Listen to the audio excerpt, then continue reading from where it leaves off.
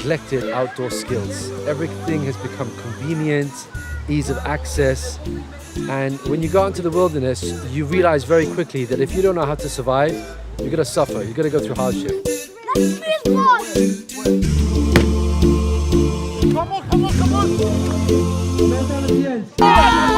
And we're just going to practice creating a fire, putting that creating an ember, and then putting it into a bird's nest and getting a flame from a very, very traditional method of making fires.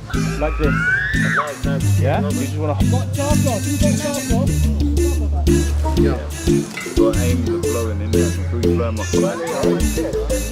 So this is a dyeing skill that is predates many centuries, and we see it around, but it's a dyeing skill, so this is a perfect opportunity to revive that skill. It is difficult, so they do require some teamwork and some perseverance to actually succeed in doing it. Not for the close pitch knot, I should have said that before. No good under the stander first. Oh, wrong one.